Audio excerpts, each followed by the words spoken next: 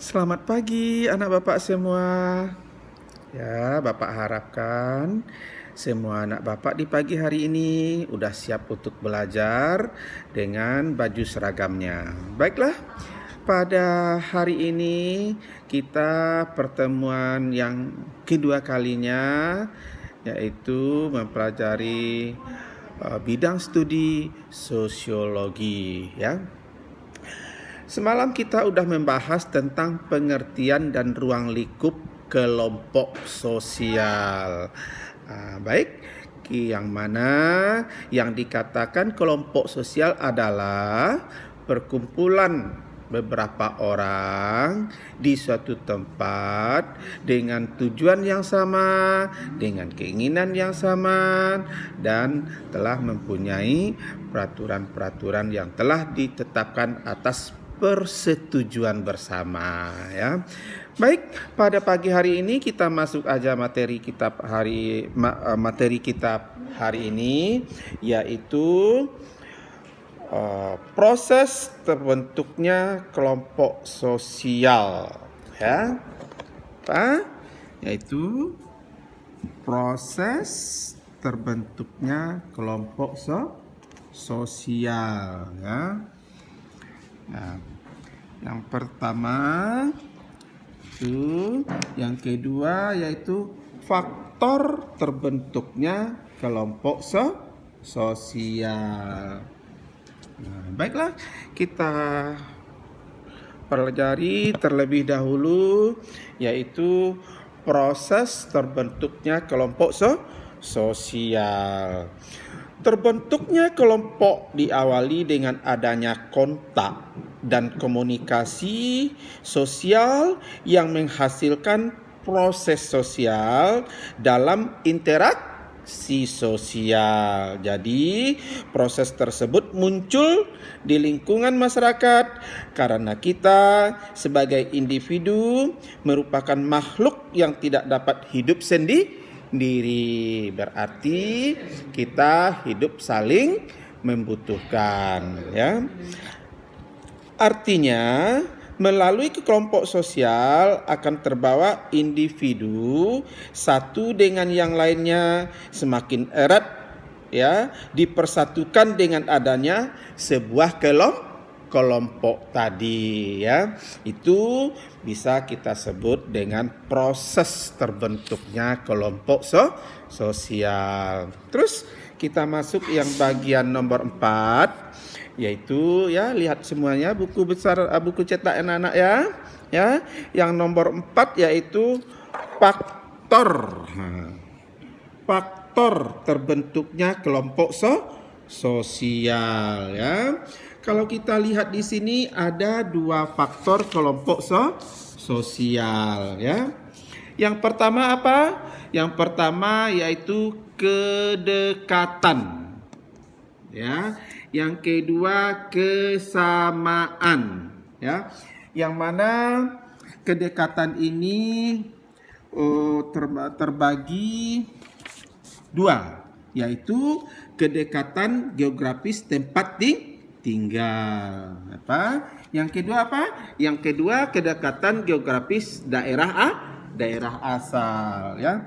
Yang mana kedekatan geografis tempat tinggal itu merupakan ya pengaruh tingkat kedekatan atau kedekatan geografis terhadap ya keterlibatan seseorang dalam sebuah kelompok tidak bisa diukur. Kita terbentuk kelompok bermain dengan orang-orang di sekitar kita. Kita bergabung dengan kelompok kegiatan sosial lokal. Jadi ini merupakan sebuah kedekatan geografis tempat tinggal ya. Selanjutnya kedekatan geografis daerah asal ya.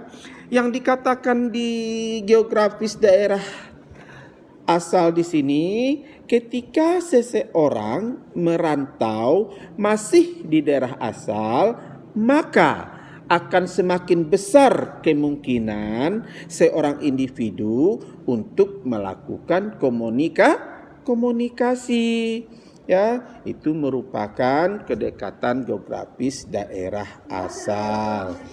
Baik, selanjutnya kita masuk yang nomor 2, yaitu kesamaan.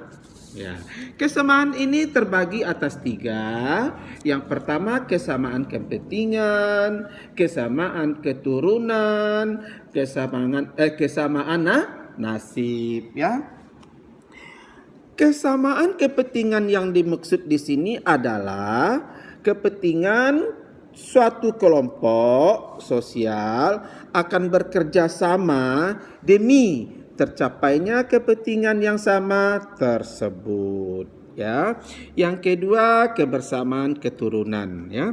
Yang keturunan maksud di sini pastilah dalam kekerabatan, ya, sanak saudara, famili, itu disebut dari keturunan, ya. Sebuah kelompok sosial yang dibentuk atas dasar persamaan keturunan biasanya orientasinya untuk menyambung tali persaudaraan, sehingga masing-masing anggota akan saling berkomitmen untuk tetap aktif dalam kelompok sosial ini untuk menjaga tali persaudaraan agar tidak terputus. Nah, itu gunanya kesamaan keturunan. Yang ketiga yaitu kesamaan nasib, ya. Yang dikatakan kesamaan nasib di sini adalah pekerjaan dan profesi. Makanya akan terbentuk suatu kelompok sosial yang mewadahinya untuk meningkatkan taraf maupun kinerja masing-masing anggotanya di dalam suatu kelompok sosial, ya. Baiklah, selanjutnya ada beberapa hal yang harus, ya, yang harus kita lihat, ya, dalam proses adanya terbentuknya suatu kelompok sosial tersebut, ya. Yang pertama yaitu persepsi. Yang kedua adanya motivasi. Yang ketiga adanya tujuan. Terus yang keempat organisasi. Yang kelima independensi. Yang keenam interaksi. Jadi itu adalah beberapa proses selanjutnya didasarkan adanya di dalam suatu kelompok sosial, ya. Jadi materi yang baru Bapak sampaikan tadi, saya akan menayangkan sebuah contoh video yang baru saya ambil semalam di depan rumah Bapak, sehingga video ini anak Bapak menonton dan memikirkan apa yang terjadi aktivitas dan kegiatan anak-anak dalam satu kelompok ini.